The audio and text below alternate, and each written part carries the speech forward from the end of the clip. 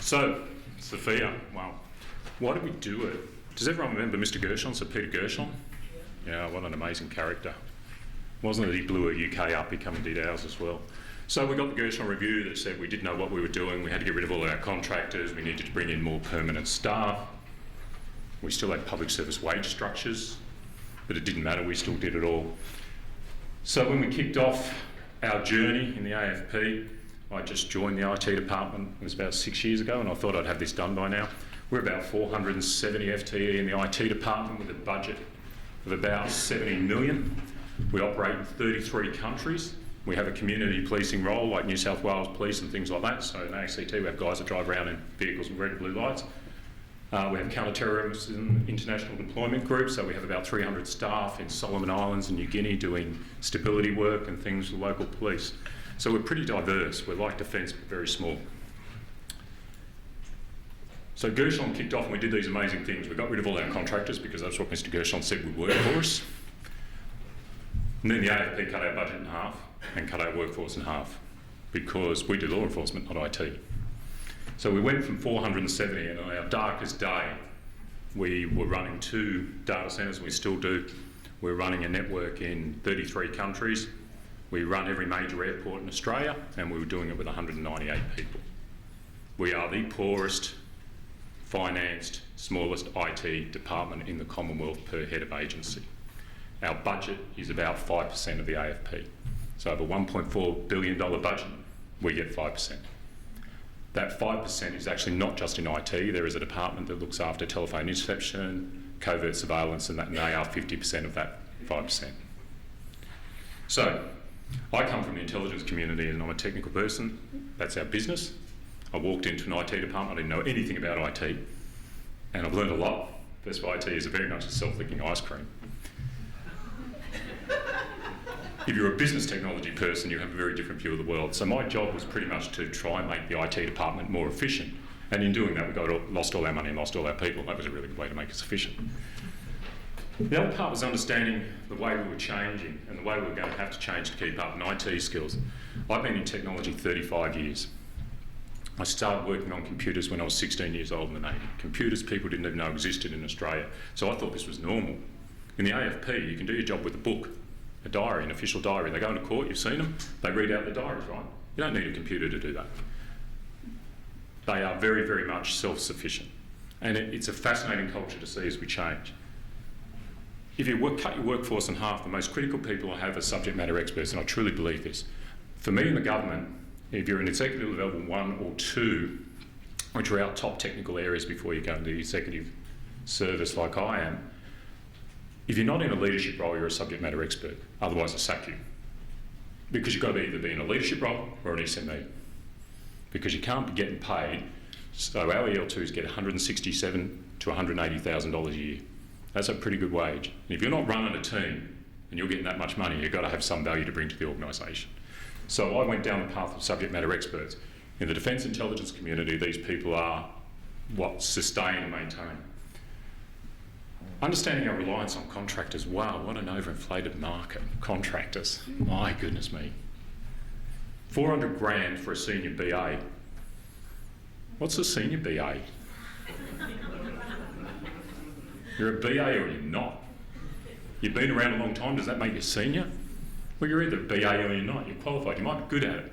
So you double your wage because you're a senior BA. If you're a senior BA, you'd be a solutions architect, and I'd pay the 400 grand. True? That's the next stage. So we were paying these exorbitant rates, and I'd never worked with contractors. Again, my world is top secret. We didn't use contractors. We used our own people. They were fascinating groups, and they had us over a barrel. They had all our knowledge. They don't share. All that crap about love and sharing and knowledge transfer. Contractors don't knowledge transfer. Why? Because they're out of a job. So it was really terrible. Resource planning. Resource planning is very important in law enforcement. If you had said to me 5 years ago when I joined the AFP, we would have 180 people on the ground in the Ukraine recovering bodies, I would have said you're joking. Why would a law enforcement agency be doing that? In defence, I would have said absolutely. I was sitting there one night, the boss called me and said, we're going to the Ukraine. With what? What IT do you think I have? We were trialling a new secure laptop. It was in pilot. We had 20 of them. All 20 were in the Ukraine in 4 days. You know, I remember saying to him, I hope the pilot was accurate. They worked for us in this building. They were really good when we plugged them into the wall. The Ukraine, there were a couple of things we didn't have in the Ukraine. We didn't have infrastructure. We didn't have networks. We certainly didn't have 4G. And we were meant to give that comms all the way back to Australia. And the people that were over there were our forensics specialists. Anyone know anything about forensics people? Big pictures. If you can get a camera that does 48 megapixel pictures, we will take them. If you can do it in HDMI, we will video. And then they ring you up and say, listen, I'm just going to whip this back from the UK over the network. What network? So it was a real big thing for us to understand how we could better plan and support the business. Training and development, IT departments are terrible at this. There is not a career structure for IT people. We are shocking. And I can say this from my heart because I've been doing it 35 years. We are terrible at training and development. We do a Cisco course and we call you qualified. You do 5 days, you sit that exam. You know what, I've got a Great Dane, he could pass half those certifications. It's not complicated. And then you come to work and say, I'm a CCNA. Seriously? I want you to go over to the Ukraine, build a network on a low infrastructure environment and send back 200 gigabytes of data. Well, it's not going to work. Well, it didn't work on your CCNA exam, but in a week's time, that's what you're going to be doing. So that problem of training, development and realism about these skills, the industry in IT has grown around certifications and they frustrate me. My qualifications are tertiary. And I truly believe that's the place you go. Certifications are good for a quick snapshot of a person, but developing those certifications into real-world skills is a challenge. And it's one of my big complaints. And the Americans are big on certifications. Everyone working in the American defence, they have certifications like you wouldn't believe. And for everyone, you get a medal as well in America, so it's pretty cool. In Australia, you actually have to do something. So, the burning platform. Why SFIA? So for the HR people, read red, green and orange. And the colours mean exactly what they look like. For the technologists, these are the platforms and the stacks that we operate in our technology. I was sitting down with my 2 peers at the time, and I was the only technologist in the IT department at the SES level. Most people, SES is a general in the public service. We don't need specialised SESs, right? You don't need a specialised CFO. Anyone can run a set of books in a $1.4 billion business. It's not hard. We've got jails full of them. So we have the same view of technologists, right? So I remember sitting there with my peers saying, we need something to scare the business. There's 198 of us doing what 470 used to do, and not a good infrastructure. It was very poorly run and very poorly controlled. So I come up with this model of traffic lighting, their capabilities or their technologies. So the little boxes are the individual technologies that we own. The bigger boxes are just technologies going to groups. So you might have emails made in Microsoft Outlook for you people. For us as technologists, we might say it's Microsoft Exchange. If you're at the top of the stack, an email person, it could be 5 different email systems and protocols. But those are the boxes there. Green meant we were comfortable we could support it in a major insert. In other words, if something went wrong, I had the skills in my workforce to recover that capability. That's all I care about, right? I need to keep things up and running. That's all we do. We look after widgets. People are tools to look after widgets in IT. Give them a hug and get them to understand. They are tools to look after widgets. That's what we do. I'm quite comfortable with that because this is all the business cares about. So give them a hug, say, great, love you, HR is beautiful, we'll give you some money, we'll give you some leave, but those computers are all the business cares about. And that's fair. Get over it, that's what we do. So we did this with them. Orange meant we had some people, but if something went wrong, we weren't sure that those people had the right skills to keep it up and running. Red meant there was no one. So have a look at the red in here. We run 2 data centres, we operate in 33 countries, we operate all major airports, we have a $60 million radio network, which is actually made up of a network in every state in Australia, Solomon Islands, Norfolk Islands, Papua New Guinea, and East Timor are all radio networks that we run. We had 7 guys doing this. Imagine that, 3,000 500 sworn members in the AFP, and the key device that law enforcement want is push-to-talk radio, and we've got 7 guys. So this meant nothing. As a technologist, is anyone here a technologist? You can see this diagram's useless, isn't it, right? It's got no value at all. But my goodness, when you put it up in front of the business, they go, does red mean you've got no one? Yeah, absolutely. Orange means we nearly no one. Then we did some really cool things. And we call this our subject matter expert list. So you must be an AFP 7, 8 or 9 to be a subject matter expert, because that's where we pay for the serious dollars. This is the top of SFIA, and that's how this works for us. They're recording it, so I was just asking if you could stay a bit closer to the mic. Okay, no worries. So we use these colour schemes, and what we then did was we added the blue and the purple. And the blue and purple are really interesting. Now this is the scare one in the AFP. This is the SFIA one. Purple was capabilities that we knew were going to become redundant, and blue were capabilities that were coming online. Not only do we have this like this, we actually have the names against it. And imagine when you put the redundant colours and names on them. So this guy walks in, he's a subject matter expert, we love him, we hug him every day, we sit him behind a computer and we say, you know you're redundant in 2 years, right? And do you know what IT people read into that? Because they are very literal like I am, we're ones and zeros times. So careful how you do this. But what we did say to them, but have a look on the reverse side. We have what's coming. So you have 2 choices. We'll reskill you, or you can find a new job. And we'll help you do it. That's fair, right? Simple HR conversation. It's the way the business works. People don't have these conversations in the public service because you're worried you'll end up in some legal conversation. Many of my peers will tell you I'd have them a lot with IT people. Bring them in and say to them, what colour are you? I'm purple. Well, take the hint. Hug them and send them on their way. But seriously, that was how we started the conversation. And we put this in our strategic investment committee when they were making business decisions. When I started, we had 256 projects running. We had 5 programs. So is anyone MSP? So we're Prince 2 programs. 5 programs, and we had 6,000 BAU jobs in our queue. And we had a spreadsheet of it, and we'd give it to the business every week, and we say, here's what we're doing.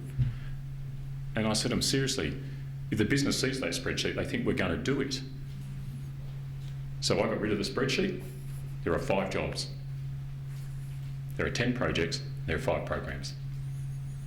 And it all started with a conversation about the skills of the people that can do this for you and the strategies you need to have in place. And this was all part of SFIA. Now, SFIA wasn't what we did. SFIA was one tool that come with TOGAF, COBIT, ITIL, Prince 2, MSP, you name it, we've got them all. We are flooded with governance. We have great frameworks. But SFIA was a really important one to us because fundamentally we had to have people to do the work. And I could not, for the life of me, see how some of the people we had that had been with us for 20 years had the skills that we were going to need for the next 20 years. Honestly, our skills did not match where we were going, and SFIA was important in that. So our implementation of SFIA, this is pretty much the activities and the purpose for doing things. Personal development agreements, you know, those things that you sign off every 6 months, and we give you a pay rise and we all go out feeling that we've done something. Recruitment. Well, HR people. This was really interesting for me because we're law enforcement. Now, we're not public service. We operate under the same financial rules. We are under a separate act. We're under the AFP Act. So we're sworn or unsworn in the AFP. So you're a cop or the rest. And if you think that's not the truth on the 5th floor, in our top floors, it's amazing to watch. But we're unsworn, we get that. Our recruitment people really only want to look after the law enforcement community. We have a college that does amazing courses, and they say to us, we're taking all your training money off you, go to the college. Great. I've got 3 people that I need to put through a Bachelor of Software Engineering. What's that got to do with policing? Well, you took my training budget. Every year, they sacrificed our training budget. They took it off us. You don't need it, go to the college.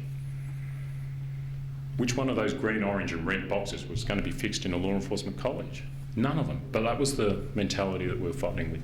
So recruitment, we brought recruitment in. What we didn't do is we didn't send our people out to recruitment. We brought a HR specialist into our team, and we said to them, for you to help us, you can't tell us about recruitment. You've got to understand IT.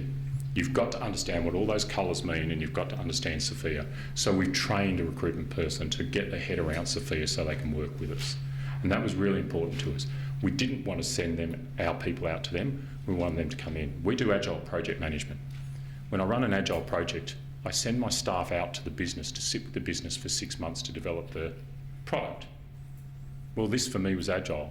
Recruitment had to come in to learn, get our culture right and understand it. Whether you like it or not, IT is a subculture. We don't need businesses. We can go to any business we like in the world and it will have IT. So we are very transient. And our workforces show that in Canberra.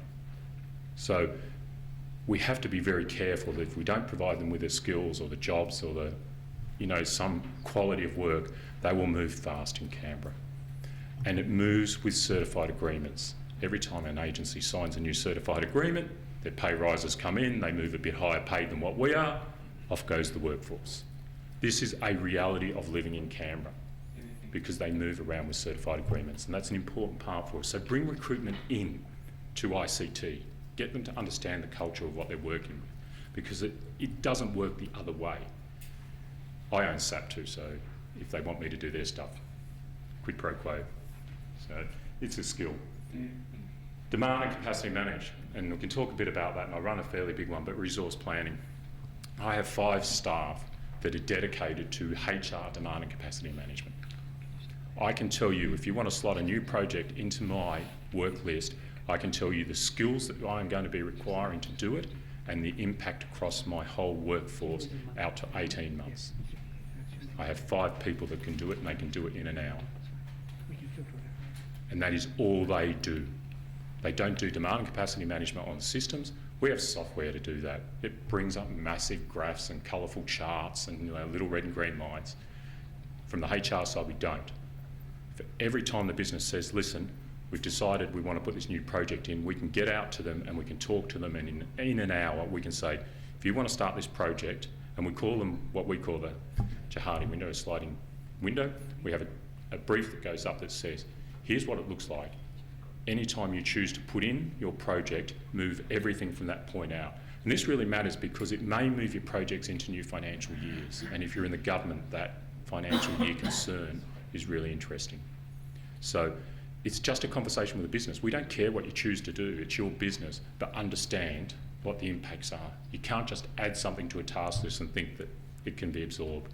And that's what demand and capacity do, and it's 5 people dedicated just to managing that for me, keeping an eye on that. And this is for projects, programs, and our BAU, what we call managed activities.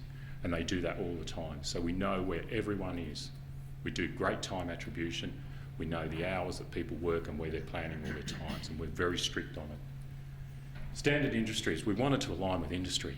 We want to know what everyone else was doing, because I do want my staff to actually move on from the AFP one day and get other jobs. That's good. I'd like them to stay in Canberra. I'd love them to stay in the public service. That'd be great. But if they're not going to, give them options. But if you don't give them options, they will go, right? So make it attractive to stay. Train them and they'll stay. Don't train them, they'll go by nature. Resource planning has been done. We have a database that we run all this out of based on subject matter experts and skills right down through all of our workforce. So we've done all the SFIA assessments, self-assessments, our positions have been assessed and everything like that. I'm fascinated with the conversations about the skills of an individual in IT. When they come in the SFIA and say, what skills do you have? I'm a 35-year-old, I've been a 35-year veteran of technology. Java is a soft skill for me, thank you. C is a hard skill. Java is an easy software engineering language. Real software engineers do C. So we have very different views. But I could seriously take most of the skills in that stack and say I've done them. I'm a qualified enterprise architect.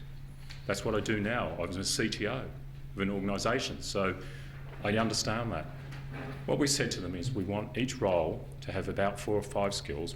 We weren't specific on it. And we did that. Then we said to them, okay, now let's look at you. We want to understand the primary skills you have for your role, but we want to understand all the other skills because we want to database that.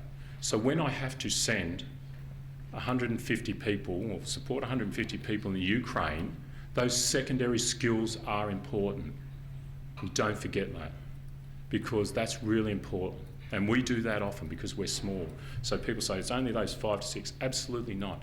If you were a Java software engineer 10 years ago but you haven't cut code in Java, but all of a sudden we need you, we will call on you. And we have a contract with our staff. They tell us their skills and we ask them, if we require it, can we call on your secondary skills? So not the primary skills of your role. And in our database it says yes or no. So they actually get to say that we can call on their old skills if we want to. No one has said no. Everyone said, yeah, fine. And some of the skills we've called on are 10 years old. Our major IT system that supports AFP's business is 16-year-old bespoke. It has more lines of software code in it than an A380 Airbus that flies by itself and can take off by itself and land by itself. Think of that. We have more lines of software in our bespoke system to support the AFP than what an A380 Airbus has. And an A380 Airbus can take off and land without a pilot and fly without a pilot. So if you don't look at those skills from 16 or 17 years ago, you're in trouble because you're going to have to call back on them sometime. So don't forget they are important to your staff. And they're important to me because they are who I am as to where I got to. So don't write them off. Put them in the database. Keep them. Let them see that they're there. It doesn't hurt. And you never know when you're going to call on them. So that's our implementation of SFIA. We did a phased approach. Why not? Everyone does a phased approach. Here's the MSP people. Prince 2. Got to have a project. Got to have phases. So here's our phased approach. It's pretty slow, isn't it? Don't do this fast. Change like this in a workforce, IT people get very scared. Software engineers get very, very scared. You know, the higher up the skills stack you go in IT, the closer you get to the introverts that do not like you to change their world. I personally believe the best job in the world is sitting behind a computer in a dark room cutting code. Coming to be a senior exec for me was the hardest job I have done in my life. Everyone wants to talk to you. Everyone wants a meeting. What is wrong with email? Seriously. Got to have a meeting because people say you've got to talk face to face to make decisions. It's the only way to do your job. Oh, that crap. The world's moved, people. We no longer do face to face. We have computers. Email is better. And you can type really loud in email. So that was our activity. So we're still doing it, actually. Have we got all the way through it? Yeah, pretty much. Key, we had a partner, which was ACS, that helped us. For everyone that doesn't know, in the federal government, we have a SFIA knowledge sharing group. If you're federal government, you can get an account on GovDex. There are 26 agencies currently at some stage of SFIA in the federal government. The newest member that we're training up and working with is Department of Social Services. They're just coming online now, so they're just about to start their SFIA journey. So every federal agency that's doing it is a member of that group, and we have a website or secure portal where we all put our documentation so everyone can just borrow it. You can take my database if you like, take some of my people if you like, but you can take my database if you like and read it. So we share all of this sort of stuff. So that's pretty much what it looks like for us on our phased approach. So that's the Prince 2 side, so everyone's happy, we've got governance. Okay, tick that off, the CFO will be happy. Challenges and lessons learned. Wow, lessons learned. Interesting, the presenter before me talked about the, oh my God, you're doing SFIA, you're going to sack me. There's probably a presentation. Has anyone heard about my staff presentation about SFIA in AFP? So we started the presentation like this, and I'll tell you, Chatham House rules, even though it's been videotaped. Someone said to me, is this all about sacking me? And I said, if it was that easy to sack you. Has anyone tried to get rid of someone in the public service? If this was the vessel, a few of us may have done it a long time ago. I said, no, it's a contract with us to ensure that you have the right qualifications, and that's what we've done. In their performance development assessments, they can actually look at the skills required in the position they've got. If they don't have the skills, we will contract in their performance to go and get them the skills. And their leadership team sign off on that. That is control. And as a manager, if my team leaders don't support it, guess what goes in their performance? If my EL2s, which are my coordinators. If they don't support it, guess what goes in theirs? So it works down. So it's a contract they have with me in my area as the manager that they can go and get the skills required to do their job if they don't have it. So we started from the base that not everyone is going to have the skills for the role. We assessed the roles separately to the people, then we worked out if there was a gap. But that's all it is. So we've trained people, we've pushed them through to get those skills. We haven't got them all yet because some of them are non-trivial. Some of them are 3 to 4 year engineering degrees, things like that. But at least there is a contract in there with them and we will work on it. And it has to be reported on. In our performance model in the AFP, if they don't achieve one of those outcomes, their team leader or their leadership group must report on why, and it comes to me to assess whether the leadership team has failed. So it's a pretty good contract. But as I said, you know, quid pro quo, if it was that easy to get people out, there are a lot of departments that would roll this out many, many years ago, right? So I always think it's a funny conversation. The scare tactics that we got, the fear was amazing. But we wanted to bring people along on the journey, you know, the HR people in the room, the hug part. Let's go on the journey together. I have a very simple process of a journey. There's a platform and a train. Choose. Hop on the train, come on the journey. If you're on the platform, great. Don't complain. So we've got people that are happy doing their job. They don't want to get promoted. They don't want to progress. That's okay. But we have people that are very motivated that are on the train. And we had a lot of change agents on this.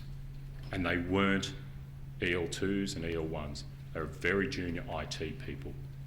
The best people in IT departments are graduates because we haven't smacked them down with legislation, governance and rules. They still think pure, and I love it because then we can belt them down and show them they can't do anything.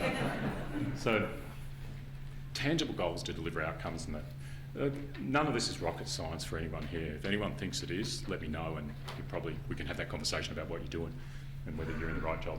ACS membership, that was very important for us because we had to have someone to come in that was a bit independent. And ACS has been very important to us in having that relationship. So all our members go through ACS certification, even me. So ACS is going to tell me if I'm a senior member and a certified practitioner. Yeah, and I maintain it every year. Because my peer leadership team at the SES, when I first joined, I said, we're going to do this, you're going to go and do all the assessments they're going to do. Now remember, I said I'm the only technologist in there, which was fascinating watching our infrastructure guy, who wasn't a technologist, go and do certification ACS, but he got a certified practitioner out of it because of his leadership role. But we made every leadership person do it first. Go and get the certification, walk the path before you make your staff walk the path, because it may be the wrong one. Have a go at it. Continual and ongoing executive buy-in. We took SFIA to the Commissioner and our deputies. And we said, here's what we want to do, and they signed off on it. Now we're talking sworn policemen, didn't know they had an IT department, and we took it into them, and we got them to buy in, and they bought into it. I have a document signed by the Commissioner saying, go forth and prosper. Does that matter? Absolutely. Don't forget we're command and control if we're anything, just like the military. So that's a really important part for us to get his buy-in. And in support of us, our HR head, who was a sworn officer, looked at it and she thought it was brilliant, and they're now doing a similar thing for the police. And it is not dissimilar to what we've gone through. So it was good for them to see that we'd had something that was ahead of them. Backup findings with resources. If you've got a skills problem, recruit someone to fill the problem. Otherwise, you're in trouble. Recruit doesn't mean get another body. It means get a contractor in, get a consultant in, or get a person in. But show commitment to fixing the problem. Or do what I do, put it in the corporate risk strategy and put it as a critical risk. So in my risk management plan, not aligning to SFIA is a risk. If we don't get SFIA, our skills through SFIA, then we put it in our corporate risk strategy to say that we're going to, I think right now we're probably about significant on 3 or 4 roles, critical on 2. So every month that goes to the CIO and he signs off to say he accepts that we're critical on 2 positions. So how do we fix that? We bring in a contractor to patch that gap until we can recruit. And if we can't recruit because we can't get the FTE, then we say to the business, every time you want to use that skill, it's going to cost you 3 times the price of what it's going to cost you if you put it permanent in there. And every project articulates that. Current status.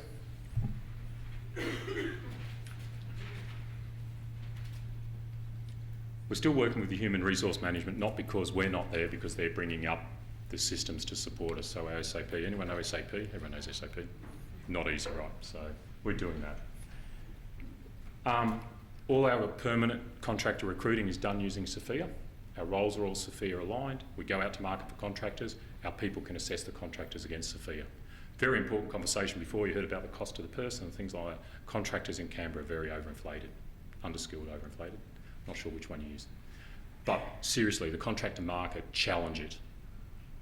When a 20-year-old kid walks in your door and he says to you, I'm a senior software engineer, honestly, and we get this regularly from some of the companies, all the time, have something to challenge them. And we go back to the companies and say, we said SFIA 7, you've given us SFIA 2. And we will feed back on that model. So use it properly and be committed to doing it. I would love industry to do this. I would love industry when I buy software and that, and they send people in to tell me the SFIA skills of people. So our current structure, it's a bit ball there, but these are all of our areas. Our IT department sits under there.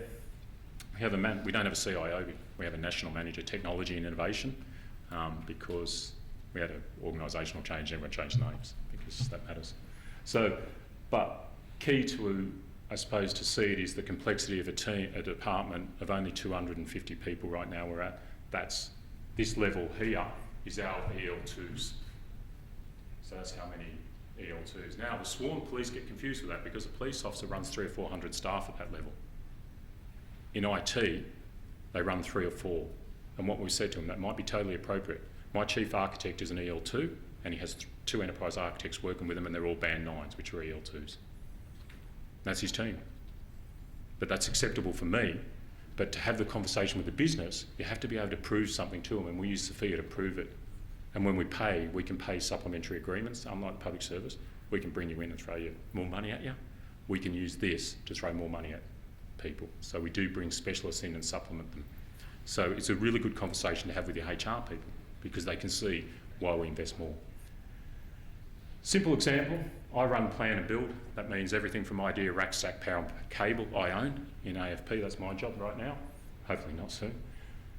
These are all my teams. Up here are the teams. You see the colours. In here are the methodologies and standards and frameworks we use. You will see SFIA goes across everything. So TOGAF, ITILs, COVID. These are the systems we use to do the jobs in the individual teams. And down here, these are the individual SFIA skills areas that the teams require. So we actually have it built into our structure in our plans. Sitting underneath that for each team, my project officer wrote this, she's lovely. So we're all reading it for the first time. For each one of those, this is demand and capacity management team. You can see here, so underneath the top part is demand, what demand is, what capacity management is. This comes out of the Australian Public Service Commission Workforce Planning Guide for us, so we align into there. And we have this for every team, but I suppose what I wanted to show you is the proof in the pudding. Over here are SFIA skills required in that team for positions. So it goes all the way through to the services we deliver. We've built it all the way down. And there is 3 or 4 layers underneath this. So each one of these teams, when we talk about business as usual or support operations, they are all broken down to what that actually means, and we can take those SFIA skills and align them directly into that. So that's how we've done ours. So questions? Yeah. It's not that interesting, everyone does it, right? Talk about burning platform. I suppose the reason people talk to me about burning platform, we didn't start from a HR position. We started from an oh my God position. We can't do it. And seriously, that's all it was. There was nothing to do with HR in this. It was, oh my God, how do we get the business to understand they're hurting us? And when you put a traffic light picture up like that, the business gets it very quickly. And throw a bit more red in there if you need. Questions? Yeah? On immigration down the road. Yeah, good luck, you got it.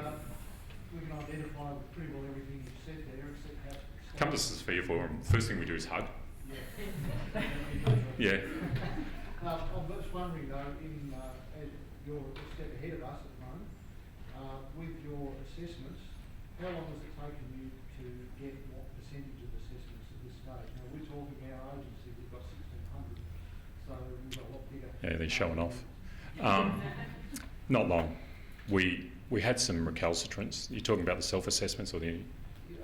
Well, the self-assessments and then actually Doing it. to make sure that they are aligned. Took us about 12 to 18 months. The self-assessments were pretty quick. Everyone was amazing. Introverts were not amazing. Extroverts were really amazing. Business analysts, through the roof. Project managers, through the roof. Software engineers, down here. It didn't take long to do that. Validate them, yeah, it takes a while. And we have 5 people that are qualified to validate. So we have EL2s that can do the validation. So all EL2s must be qualified to validate. So what we're doing is slowly working through the EL2s. Very important to us. So remember that.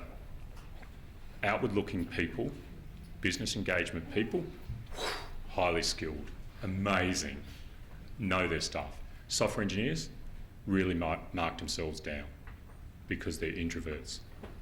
They just write software. They can fly a plane with software. That's just what we do.